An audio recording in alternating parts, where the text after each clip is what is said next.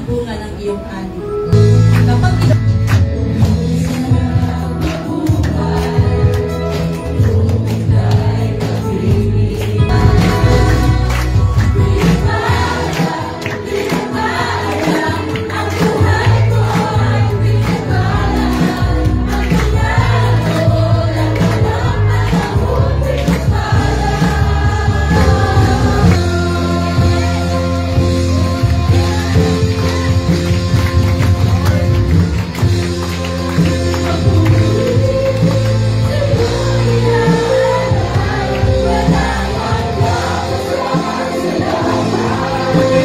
nakikisama ka lang ba o sumusunod ka kay Kristo? Okay?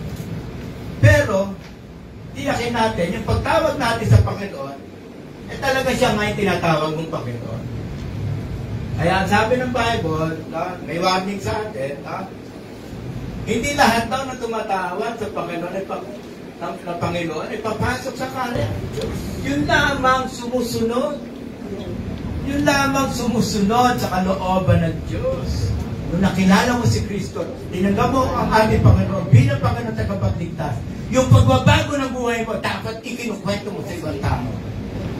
Naging mahalaga siya sa iyo. Nagkaroon siya ng mahalagang mensahe sa buhay mo. Kapatid, ang pinakamahalagang mensahe sa buhay natin, yung tayo baguhin ng Panginoon. Yung tayo makakilala sa Panginoon, yun yung pinakamatinding mensahe na dapat natin ikinukwento sa ibang tao, kapatid. Kapatid, dapat hindi kalooban mo na susunod. Dapat natin. Wag. Pag nagkamali ka, wag mong putulin, wag mong patayin yung relasyon mo sa Panginoon. Bumalik ka sa Panginoon. Lumapit ka. Mahabagin ang ating Diyos. Punong-punong ng awa. Ang Diyos natin ay pag-ibig. Para malibigahan yung ganong pangyayari, kapatid. Yung magpakalalim ka sa Panginoon. Yung magpakalalim ka sa Diyos. Yung alamin mo ang kalooban ng Diyos sa buhay. Itinatanim namin sa aming puso ito. Hindi lamang kami kahit doon, nakikisama lang, nakikisalamuhan lang. Hindi, Lord. Naglilikod kami sa iyo. Nag-church kami.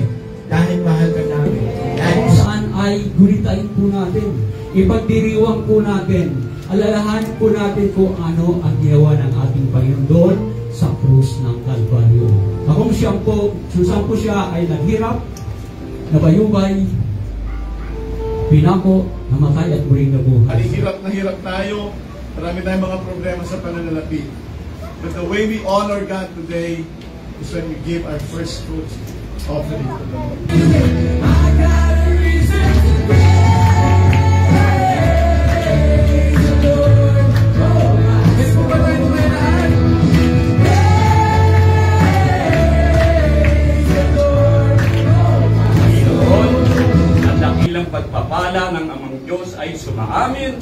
Ang dakilang pag-ibig ng anak ay sumaamin.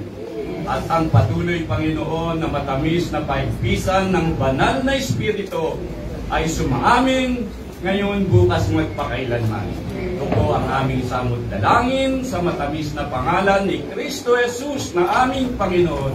Amen.